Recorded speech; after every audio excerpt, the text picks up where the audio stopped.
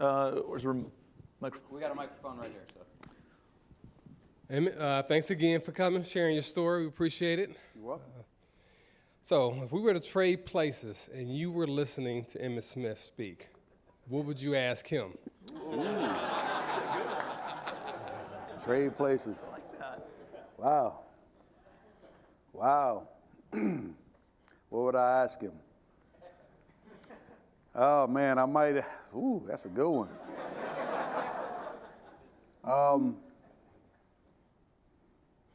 Wow. You got me on that one. I might ask him, what are some of the things, what was my conversations like with the Michael Jordan, with the Magic Johnson, and a Roger Staubach? What's the difference between those three conversations? And if I added a fourth person, how about a Jerry Jones? What did you get from all four of those people? That would be a question I would ask. I have to answer. All right, let me see. With Jerry Jones, he afforded me the opportunity to learn and sit at my lunch hour, my rookie year. I went to him and said, can I come sit in your office and listen at your business meetings? I want to learn what you're doing. And I would go to his office, ask Marilyn, could I come sit in on the couch? And he told Marilyn it was okay. So I would go over there occasionally and sit on his couch and listen at him talk and negotiate contracts with Home Depot, Paul Tagliabue, and different folks. And I learned about leverage. I learned about marketing. I learned about finances and just being able to think outside the box. And he is one of the most out-of-the-box thinking individuals. So I learned a lot from him just by sitting in and listening at some of his meetings. And even on his plane rides with him, the man that walked across Texas for $5. That's just him. And he'll tell you like this. His job is to sell you, this is how much oil is in there, but he's going to tell you it's this much oil. He's going to sell you. That's just him. Sitting with Roger Staubach. Roger Staubach shared information about joining several. Do not do it. Do not be joint and several with anybody on any contracts. In other words, stay away from the things that can take you down. He also showed me that as a business, always do what you say you're going to do. And if you fall short, be quick, move quickly to go to the owner or the person that you're working for or have the service contract with and let them know what's going on. In other words, be open book and be willing at times to put your fee on the line. With Magic, Magic taught me when I first got into the business how to negotiate my structure with Roger Staubach. Yeah, and Magic has been a tremendous friend, mentor as well, and just a wealth of knowledge. Now Michael and I had conversations, and I asked him a question. I said, Michael, because I flew to San Francisco to meet with him. We met at the Four Seasons. We sat at the bar lounge. He ordered a Grand Marnier, and I ordered a Grand Marnier because he did. And so we had conversations about business and so forth. I was asking him all about Jump Brand and everything else. Then I finally asked him, I said, Michael, why don't many of us get together and have these kind of conversations? He said, E, look what you did. You picked up the phone and you called me. You said you wanted to meet. And I said, okay, because you wanted something. Most guys and athletes don't do that. And I'm not willing to give knowledge into places that's not seeking it. You seeked knowledge, and I'm willing to share it. And that's why I look at those four guys and say, yeah. So. It's good stuff, man. Really good stuff.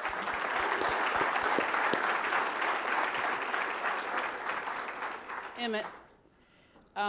As a college All-American athlete myself, this is going to be a really crazy question to even ask. I can't believe I got the card. But does the pressure of having the team on your back ever seem too much? And if so, how'd you overcome it?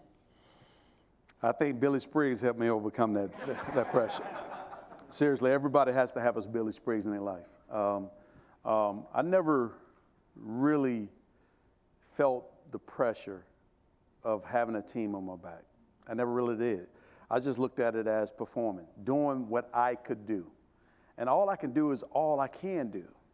And so I never really felt the pressure, even in the Giants game when I hurt my shoulder. I never felt the pressure of having to perform, but I knew what was important. And what was important was we needed to win that game. Now, sharing that moment, I learned something about my teammates, how much they truly appreciated me. Because when I got in the huddle and my shoulders hanging off, and I'm looking at my 5 guys up front, and their eyes are staring at me and just focused. And Troy's calling the play. Mike was standing right there. They all leaning and helping me get through it. I learned as the game went on, Nate Newton, Mark Tournay, Stepnoski, Larry Allen, Eric Williams, they all started coming to the finish of the play and snatching these guys up off of me. And I just saw just their reserve and their passion for protecting me as much as they possibly could. And I knew what was important. It was important that we win that game, because if we didn't, we would have lost home field advantage. We lose home field advantage, it makes it a long road to get to the Super Bowl. And we end up winning everything that year too as well. So just laying it on the line for one another, you don't think about it, because somebody told me this one time: if you're prepared for the test, where's the pressure? It's good. It's really good. Did you guys write that down? Hey, Emmitt, great to hear from you today. With your prominence, you could be the face of many different companies and allow others, hopefully experts in the field, to do all the work. Do you take advantage of that? If so, what kind of businesses? If not, why not? Well, first and foremost, as an athlete, the one thing we have to do is prove ourselves to everybody, especially when you're coming from sports into the business world. They want to know really, truly, what do you know, and are you truly involved, or are you just a figurehead? Mm-hmm. So, again, it's about preparation. Unlike sports, in this world, I mean, in sports, you can really put a bunch of people on the field, you can point out who are the athletes and who's not. That's easy to do, but when it comes down to this business world, the question becomes, can I trust you with what I'm about to give you? Because if you don't do right, I can lose my job. Everybody's looking to keep their job. So I think for me, it's more about understanding what I need to do as an owner. Because as an owner, when people ask questions, I need to have the answers to them to make them feel comfortable that I understand what I'm doing. And I need to be comfortable within my own self to understand my business versus just handing my name to somebody and letting them run and do whatever they want to do. Mm-hmm. Trust is paramount in everything that we do. And I'm not trying to run everything. I know my role, and I want to play my role. I am a chairman, I'm a CEO, and I know how to delegate and allow others to do their part. And when you don't do your part, there are consequences, period. When I fumbled the ball, there was a consequence to me fumbling the football. When I didn't make my block, there was a consequence to me not making my block. Somebody can get hurt on that football field, and we can lose a possession, which also give the other team, the opposing team, an opportunity to win the game. And so I see this kind of the same way. Every man and every woman must know their role and do their job to the best of their ability. And if you can't, it's my job to replace you with someone that can. longtime coach, Joe Avazano used to say this: I don't fire you, you fire yourself. So that's what I like to live by. I love how analogous sports are to business. You know, it's remarkable how many parallels there are. It is crazy. Yeah. Who's got a microphone? Hi, Emmitt. Thank you for being here, and thank you, Tim. You're welcome. As you transition from playing professional football and going into being an entrepreneur, what was the best or biggest piece of advice that was a game changer that someone shared with you? Wow. I think understanding the time value of money and how all of that works from an investment standpoint and understanding the IRR aspect of it all. That was very helpful, but also just the simple fact of like I said with Jerry Jones, a deal go by, don't fret over it. There's another one around the corner. And he's absolutely right. I done lost RFPs. I done lost the opportunity to bid on projects that was in receivership. And so I've won some. And so understanding that there's always an opportunity bouncing down the street. I just got to be in the game to be in the place to get it. Love it. Microphone? Emmitt, could you tell us about your worst times, like the times before you were successful? Tim has a story about a time where he could only pay $1.27 for gasoline from change. Do you have a similar story that you'd be willing to share with us? Not $1.25 from change, but worst time.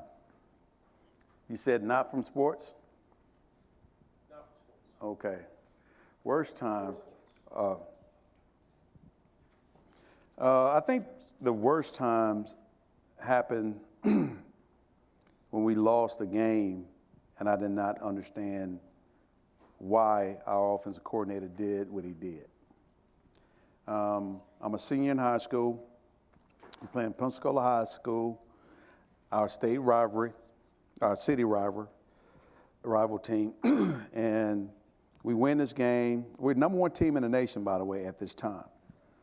And we just came off of 2 back-to-back state championships. So this is my senior year. I'm expecting that we're going to go back and go for our 3rd state championship. We're winning this game at halftime. We're up 10-3, I believe it was, or 10-7 or something like that. And we go into the 3rd quarter.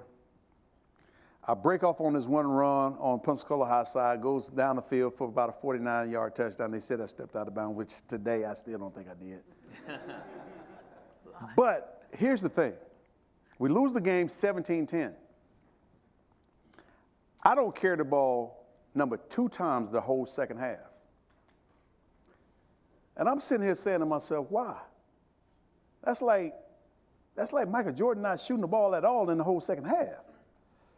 So I could never figure out why, and we lose the game, and not only did we lose the game, we never made the playoff by losing 1 game. We lost the national ranking by losing that 1 game, and I never could figure out why did he not give me the football. Never asked him? I haven't had a chance to ask him. Let's get him on the phone right now. I really don't want to talk to him right now. Yeah, I know. Let's bring him back. But when I do get a chance to get face to face with him, I will ask him that question because I still haven't figured it out, and that has bugged me for a number of years because Pensacola High is walking around. Yeah, we beat Emmitt Smith. Yeah, we did this, and I'm like, And I still don't think I stepped out of bounds still to this day. I mean, I done ran up down the sideline many times, so, but yeah. Yeah, that 1 game haunts me. And yeah, that's the 1 game that truly, truly haunts me. I mean, I could deal with the loss that we had in San Francisco in '94. I could deal with that one because I got a chance to see the soul of the game come out. There's always something in a loss that you can get and learn from. This one, I'm still trying to figure that one out. You know, the tough part is like you don't have the answer, so then you start telling yourself stories about like the worst things, or like, look, it was this or was that, or Yeah, whatever. I don't try not to think about it much, Yeah. but when someone asks that kind of question, Yeah, man. Hey, it's gonna be up all night now. no, it's behind me now. I no, mean, all right. 3 Super Bowls later, come on now, that's way behind. Redemption. Larry. Emmitt, thank you for being here and sharing your wisdom.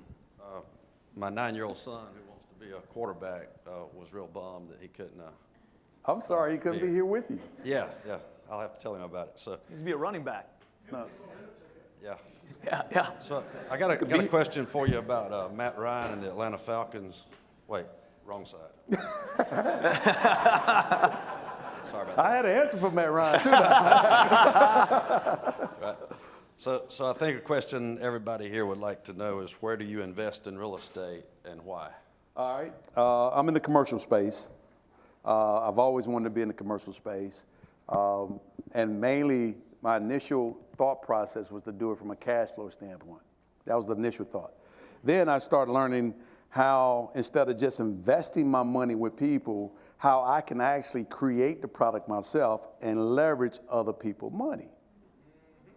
Once I learned that, then I'm like, okay, I'm gonna go put these deals together myself. And so understanding, and then leverage myself, again, back to Jerry Jones, leverage myself in terms of dealing with the cities and the zoning committees and all that. I can walk in and say, hey, y'all, I'm Emmitt Smith, and I want to do this for your community. I want to do this and this and this and this. So why not be that guy, Right. put the deal together, make sure it works, bring the construction company in to build it, then lease it up, and then move on.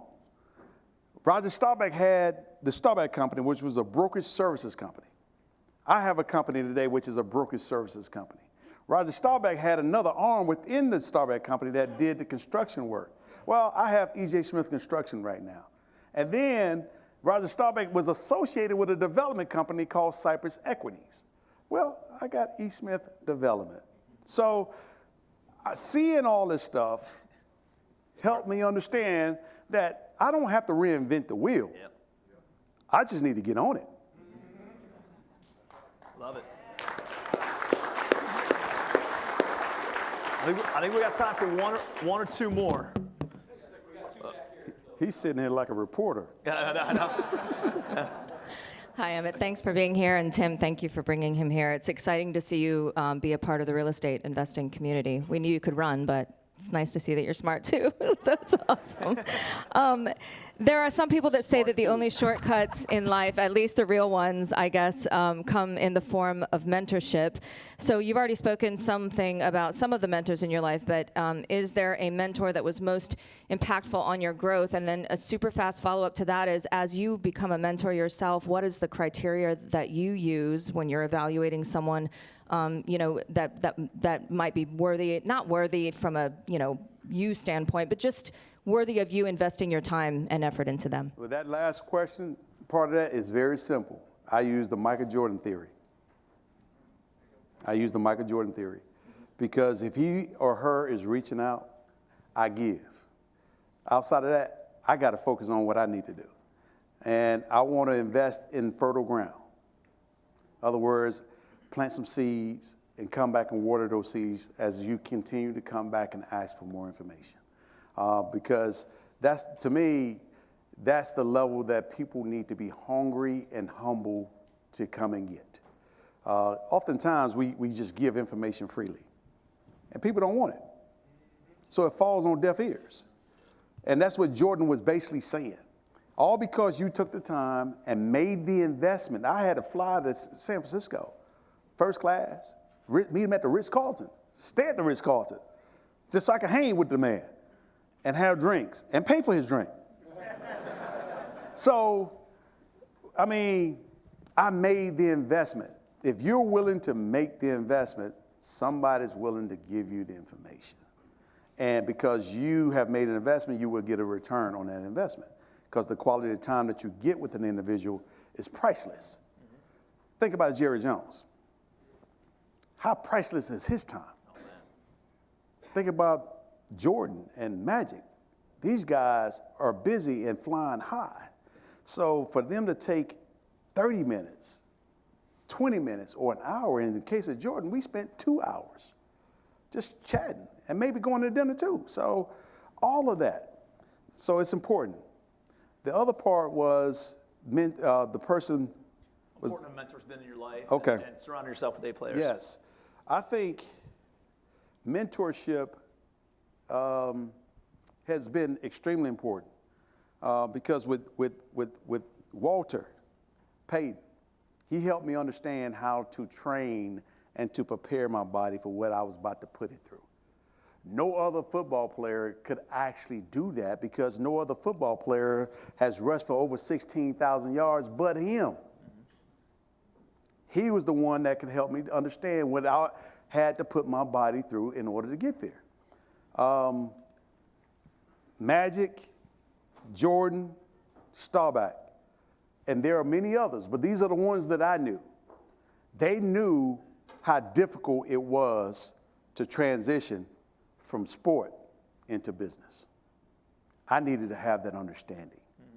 So my expectations was right size. And I can try to make the determination if this is something I really wanted to do.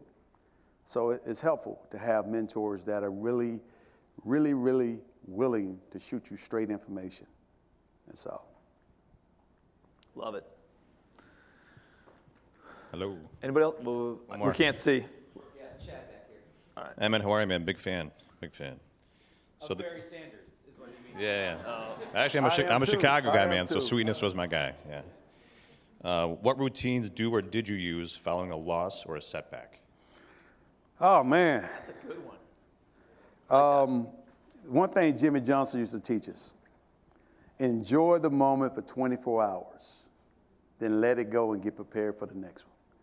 One thing about sports, when you have games that's coming up week to week basis, you couldn't really celebrate that long because you had to get prepared for the next game week after week. The negative thing about that is you don't have a chance to truly relish the moment or enjoy the moment long enough. In business, you do have time to celebrate a little bit longer than sports because deals don't come that rapidly. They're all in the process of coming, and they all require some level of due diligence. So you have time to enjoy and celebrate moments with the people that are closest to you and the people that help put the deal together. And so, but yeah, I look at it and say,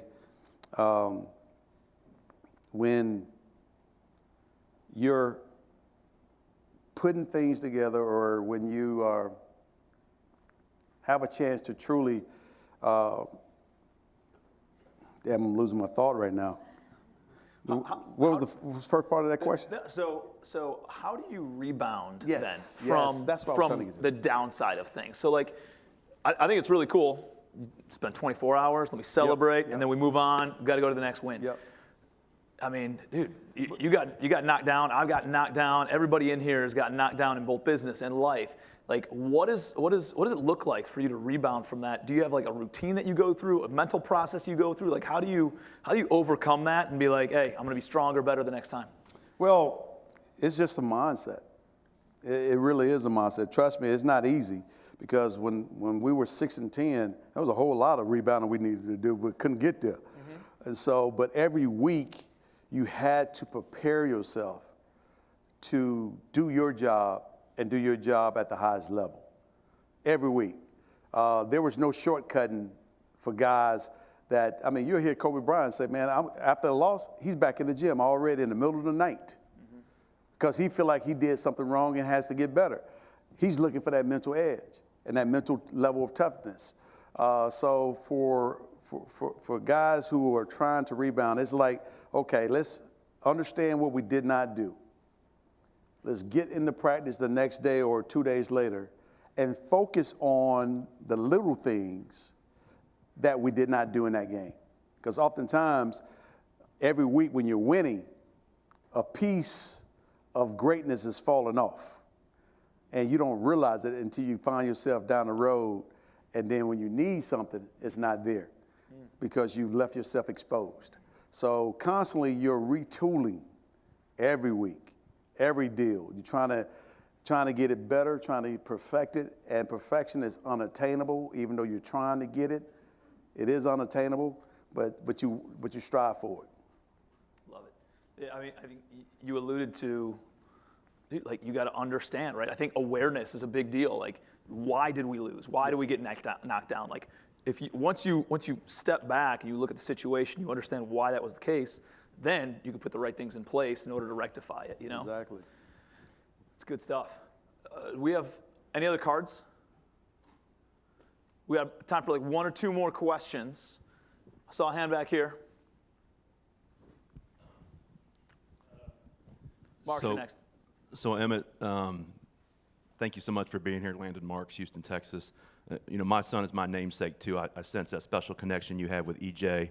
If you could answer kind of two questions. One is how you picked, right? I mean, 4-star athlete, great out of the backfield, great catching. How did you guys pick Stanford, right? Obviously, everybody thought, well, he's going to go to Florida and follow in his father's footsteps.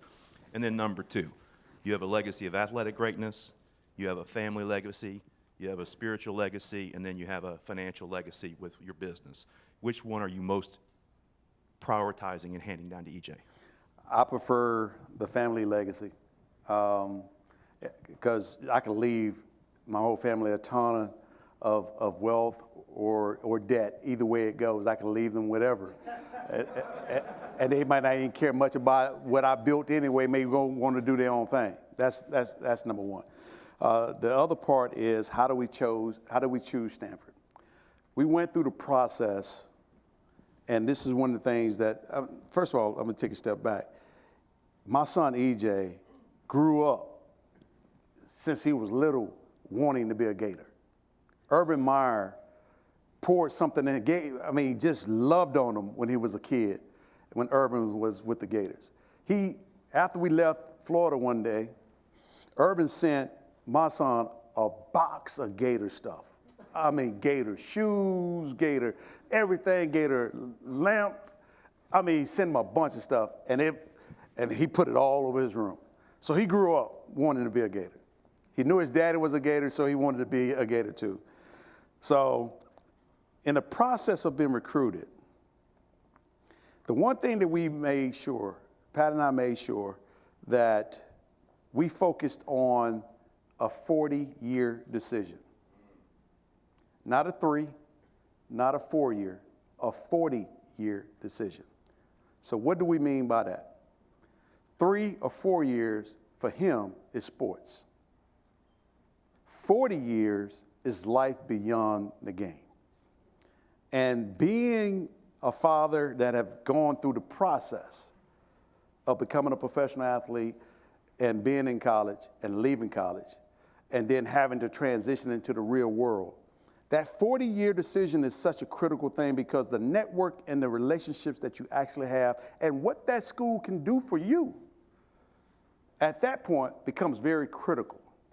Because once football is over, the question is, how can you tap back into the network and how can the network help you become successful? Now, no disrespect to Florida, but when it came down to understanding the 40-year decision, because he was stuck. He had made a commitment to go to another school, which I'm not going to name. No, this was a verbal to the coach. He picked up the phone, called the coach, and called all the coaches and told them, thank you for this opportunity to come to your school, but I've made my decision, and good luck, coach. So he did that.